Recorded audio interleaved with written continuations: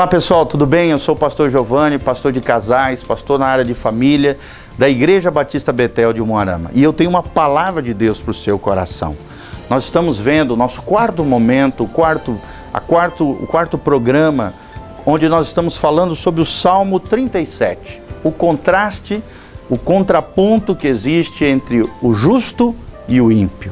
Quando nós estamos falando de justo, nós estamos falando daqueles que levam Deus a sério, aqueles que ouvem a voz de Deus, seguem a palavra de Deus, vivem uma vida em conexão com o céu, de avivamento, de mover de Deus, de graça de Deus nas suas vidas, obedecem ao Senhor Jesus e caminham com Ele nas suas vidas, levando Deus a sério.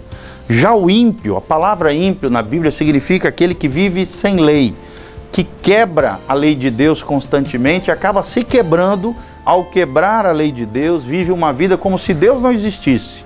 Não leva Deus a sério, não teme ao Senhor. E a Bíblia revela claramente a diferença antagônica que existe entre o mundo do justo e o mundo do ímpio. O mundo daquele que leva Deus a sério e o mundo daquele que não está nem aí para Deus. Então preste atenção o que diz o Salmo, Salmo 37, a partir do versículo 21. A Bíblia continua dizendo: o ímpio pede emprestado e não paga. O justo, porém, se compadece e dá. Olha a diferença entre os dois aqui, é gritante. O ímpio, aquele que vive sem lei, como se Deus não existisse, ele pede emprestado para os outros e não salda as suas dívidas. Dá o calote, engana as pessoas, usa de artifícios equivocados, escusos, mente, engana as pessoas. É claro que todos nós podemos passar por situações difíceis, onde não conseguimos saldar uma dívida que foi feita, mas aí, se você é justo, se você é correto, se você é honesto, você tem que ir lá com o credor e de alguma maneira se programar, falar com ele, passar para ele aquela situação que você está vivendo e dentro das suas possibilidades saldar aquela dívida. Já o ímpio não, o ímpio é assim, ele não está nem aí, ele pede emprestado e não paga, é cara de pau, é injusto, porque ele pegou o bem de alguém, ele tomou algo emprestado, ele comprou algo de alguém e esse alguém vai ser defraudado, vai ser usurpado, vai ser roubado, vai ser tirado. Já o justo é diferente, a Bíblia diz que o justo, aquele que leva Deus a sério, aquele que ouve a palavra de Deus, o justo se compadece, ele é movido de compaixão. Ele tem compaixão por aquele que ele pega algo, aquele que ele comprou algo e ele dá. A Bíblia diz, ele se compadece e dá. Ele dá aquilo que é devido, ele paga aquilo que é justo. Ele não só isso, ele é movido de compaixão, ele ajuda até aquele que não tem nada para dar para ele é generoso. Ele é abastado, ele é abençoado, ele é próspero, porque o favor de Deus está com ele, por viver uma vida na justiça de Deus. Deus é com ele, Deus o prospera, Deus o abençoa. O seu coração, por estar conectado com o coração de Deus, e Deus, a Bíblia diz, Deus é um Deus misericordioso, generoso, abençoador.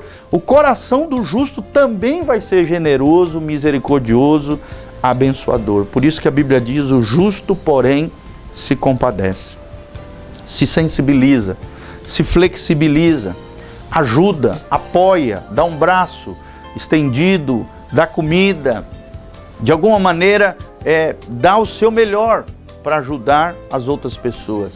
Ele tem para dar, porque ele tem recebido da parte de Deus. Ele se doa, se ele não pode dar algo, ele doa a própria vida, ele serve. Porque o reino de Deus é baseado no serviço.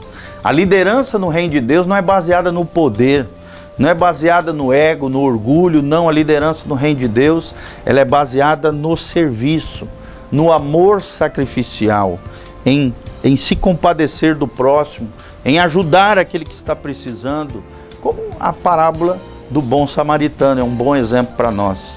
Na parábola do bom samaritano, o samaritano pagou o preço da ajuda.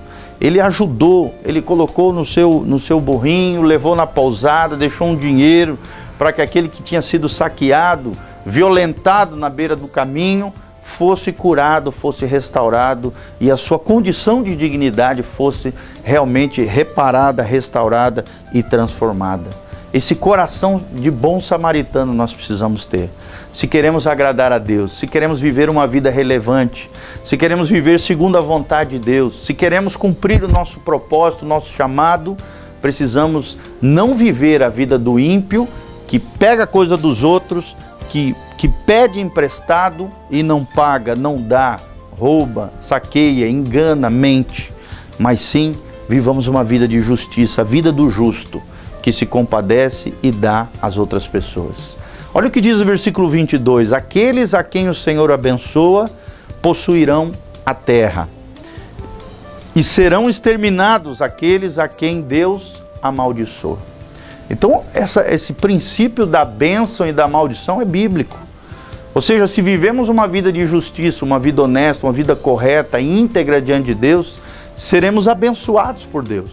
Qual é a base da bênção de Deus, do favor de Deus sobre as nossas vidas?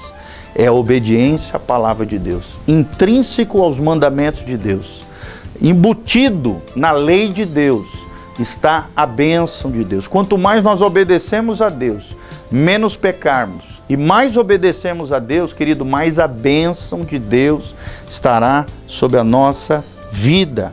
Esses são aqueles que o Senhor abençoa. Esses são aqueles que possuirão a terra, terão uma vida plena, uma vida abençoada aqui e agora na terra, não somente no céu.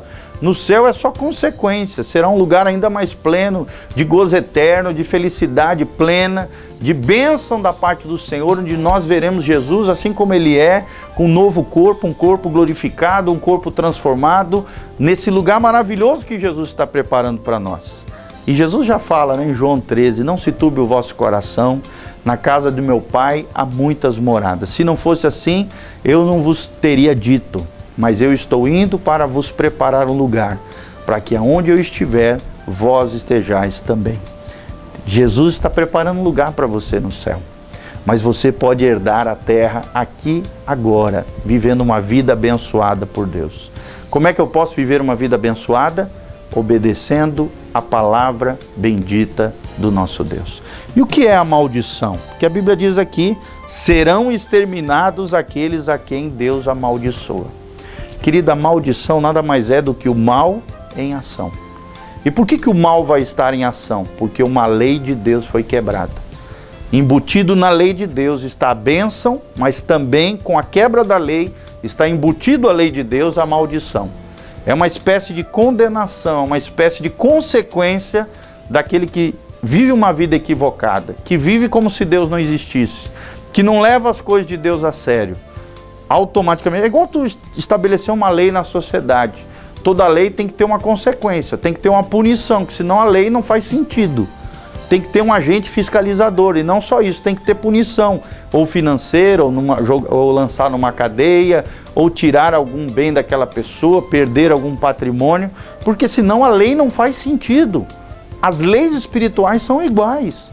Para fazer sentido, intrínseco à lei de Deus, embutido à lei de Deus, está a bênção na obediência, uma vida plena, uma vida abastada, uma vida próspera, uma vida abençoada, como também na desobediência de Deus existem consequências amargas, punição, correção, disciplina da parte de Deus e a maldição está embutida na lei de Deus. Muitas vezes quando a gente pensa em maldição, a gente pensa que a maldição é uma coisa do diabo. Não, o diabo é apenas um agente, na verdade não é nem ele, são seus demônios que promovem o mal em ação.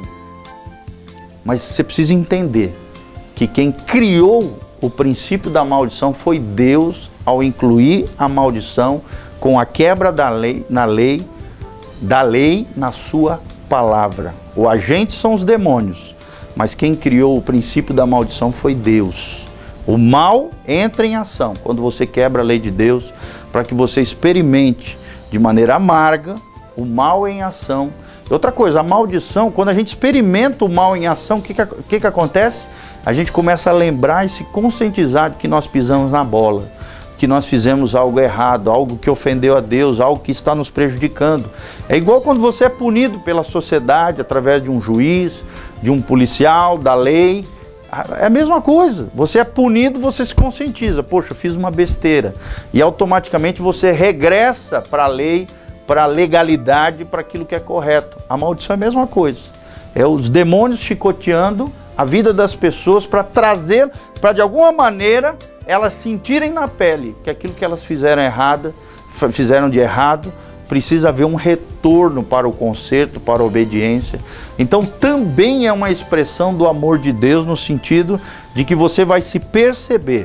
E se realmente você não endurecer o coração, não for rebelde, mas realmente amolecer seu coração, se quebrantar em meio à desgraça, à maldição, ao problema, aquele mal em ação na sua vida, a disciplina do Senhor, usando agentes até como os demônios, por exemplo, ou as circunstâncias adversas da vida, sim, você vai cair em si, você vai se conscientizar, e aí isso vai provocar um retorno para Deus. Agora, se você não retornar para Deus, em meio à desgraça, em meio à maldição, quando o mal entrar em ação na sua vida, continuar endurecendo o coração, vai acontecer isso que está dizendo aqui no Salmo 22. O ímpio será exterminado, aqueles a quem Deus amaldiçoa. Deus não quer te amaldiçoar, querido, Deus quer te abençoar. A maldição não é algo que Deus colocou sobre a tua vida, é você que entra nela quando desobedece a Deus. Deus não tem prazer nenhum em lançar o mal em ação contra você. Pelo contrário, Deus quer te abençoar. Deus quer que você alinhe o teu coração, tua vida na justiça, na correção, na direção do Senhor, fazendo aquilo que é honesto, correto, íntegro e justo diante de Deus.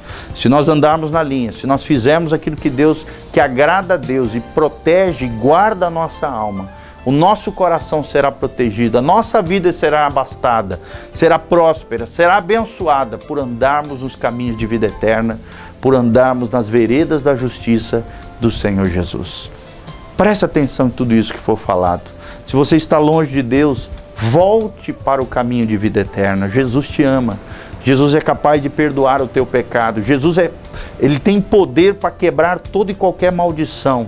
Seja maldição hereditária, seja maldição proferida, seja maldição adquirida por algum pecado, alguma falha, alguma legalidade que você abriu na sua vida, Jesus tem poder de quebrar toda e qualquer maldição. Ele foi crucificado, ele se fez maldito no nosso lugar para que nós fôssemos abençoados por ele. Lembre-se disso, a cruz tem poder de perdão, de quebra de maldição, de restauração e de purificação das nossas almas e dos nossos corações. Que Deus abençoe a sua casa, a sua família. Que a bênção de Deus e que você herde todas as promessas de Deus aqui, agora, nessa terra. E um dia nós nos encontraremos juntamente com Ele lá nos céus, no lugar que Deus tem preparado para nós. Abra o teu coração para Jesus. Deixa Jesus entrar na tua casa, na tua vida, na tua família, e que a bênção do Senhor venha sobre você. Louvado seja o nome de Jesus.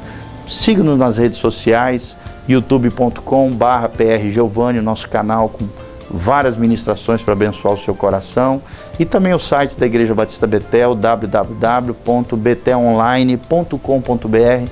Você vai ter ali o endereço da igreja, pode assistir os cultos online e ser tremendamente abençoado através do nosso trabalho. Venha nos visitar, Avenida Rotary, 3977, Jardim dos Príncipes, em Umuarama, Paraná, Igreja Batista Betel. A família de Deus aberto, com o coração aberto para te receber. Deus abençoe você e a sua casa, a sua família. Louvado seja o nome do Senhor. Amém.